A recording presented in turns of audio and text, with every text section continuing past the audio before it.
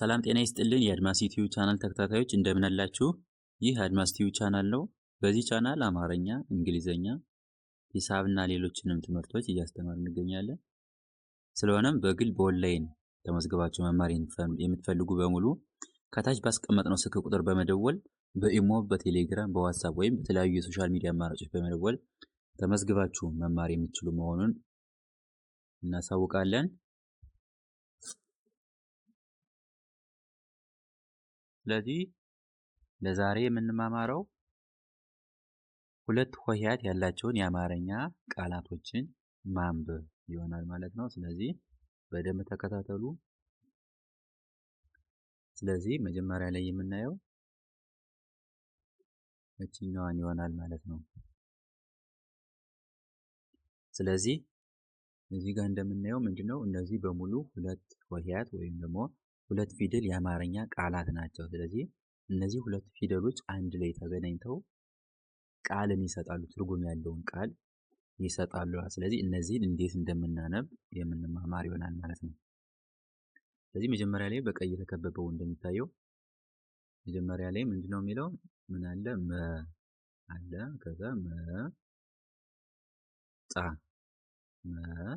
መጣ። ስለዚህ አንድ ላይ ስናነበው መጣ ብለን እናነበዋለን ማለት ነው። ስለዚህ ይህ ምንድነው? እነዚህ ሁለት ቃላቶች እነዚህ ሁለት ፊደላት አንድ ላይ ተቀናጅተው ትርጉም ያለውን ቃል ይሰጡናል። ስለዚህ እነዚህን ቃላት በዚህ መንገድ እናነባለን። ስለዚህ መጣ ብለን እናነባዋለን። ሌላው ምንድነው? ሁለተኛ ላይ ያለው ሄደ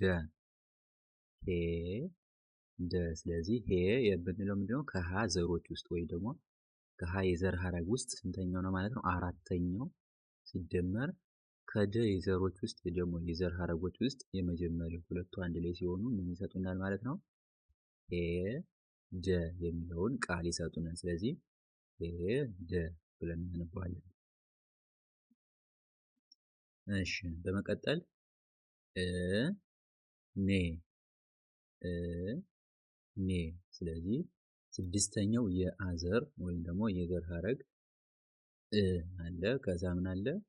አራተኛው የነ የዘር ሀረግ አለ። ስለዚህ ሁለቱ አንድ ላይ ሆነው ምን ይሰጣሉ ማለት ነው? እኔ የሚለውን ቃል ይሰጡናል። ስለዚህ እነዚህ ቃላቶች ምን መሆን አለባቸው? ቃላት ለማለት ትርጉም ያለው ወይም ደግሞ ትርጉም የሚሰጡ መሆን አለባቸው። ስለዚህ የሆሄያት ስብስብ ወይም ደግሞ የፊደላት ስብስብ ሆኖ ትርጉም የሚሰጥ ከሆነ ምን ብለን እንጠራዋለን? ቃል ወይም ቃላት ብለን እንጠራቸዋለን። ስለዚህ እኔ ብለን እናነባዋለን እኔን ማለት ነው። በመቀጠል ምን አለ? ሻይ። ስለዚህ ይሄን አንድ ላይ ምን እንለዋለን? ሻይ ብለን እናነባዋለን። ሻይ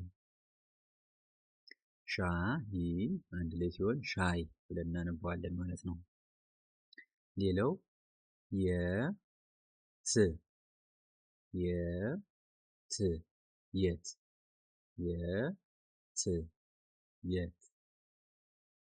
እሺ፣ ሌላ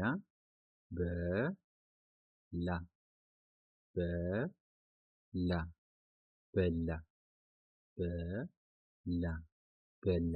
ስለዚህ ግን እዚህ ላይ ምንድነው እነዚህ ሆሄያት ወይም ደግሞ እነዚህ ፊደላት እንደየቃሉ ምን ልናደርግ እንችላለን? አንዳንዴ አጥብቀን ልናነባቸው እንችላለን፣ አንዳንዴ ደግሞ አላልተን ልናነባቸው እንችላለን ማለት ነው። ስለዚህ ከዚህ ላይ ምንድነው ለምሳሌ በ አለ፣ ከዛ ላ አለ። ስለዚህ አሁን ይሄ ምንድነው ሁለት ትርጉም ይኖረዋል። የመጀመሪያው ምንድነው ላን ስናላለው ነው፣ በላ የሚል ትርጉም ይሰጠናል።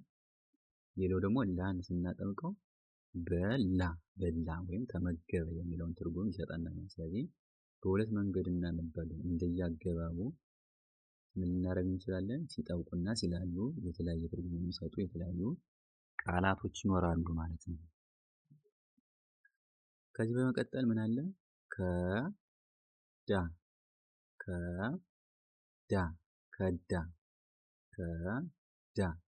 ከዳ ብለን እናነባለን። ሌላው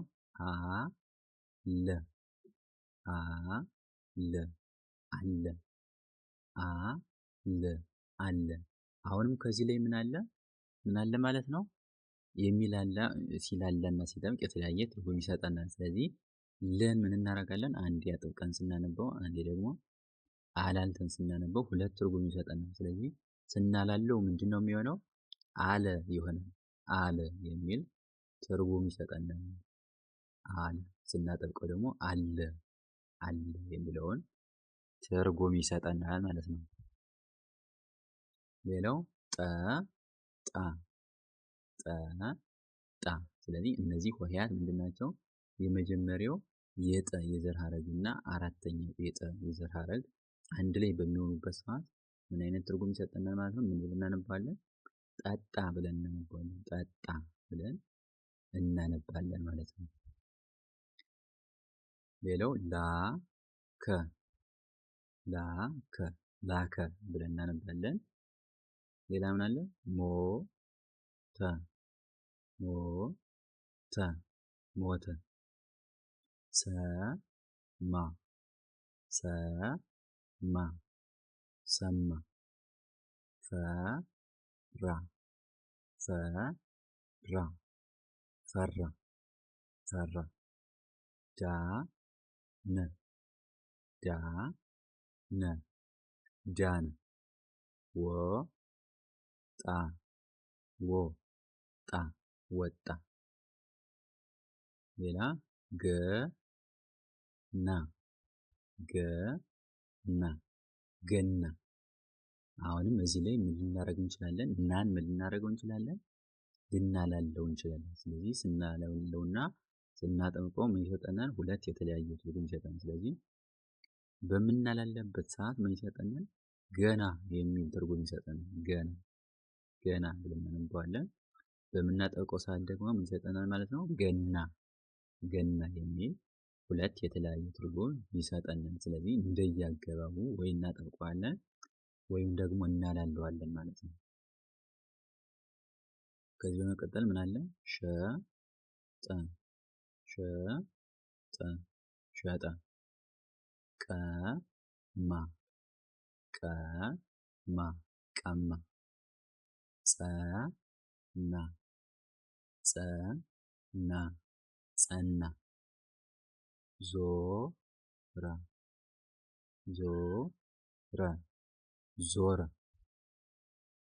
ስለዚህ እነዚህን ሁለት ፊደላት ወይም ደግሞ ሁለት ሆሄያት ያላቸውን የአማርኛ ቃላትን በዚህ መንገድ እናነባቸዋለን ማለት ነው። ስለዚህ በቀጣይ ቪዲዮ እስከምንገናኝ ሰብስክራይብ ያላደረጋችሁ ሰብስክራይብ በማድረግ ሼር፣ ላይክ በማድረግ የዩቲዩብ ቻናሉን ተከታተሉ። በቀጣይ የተለያዩ ስራዎችን የተለያዩ የአማርኛ እንግሊዘኛ ትምህርቶችን የምናቀርብ ይሆናል። በደንብ ሰብስክራይብ አድርጋችሁ ተከታተሉ። እናመሰግናለን።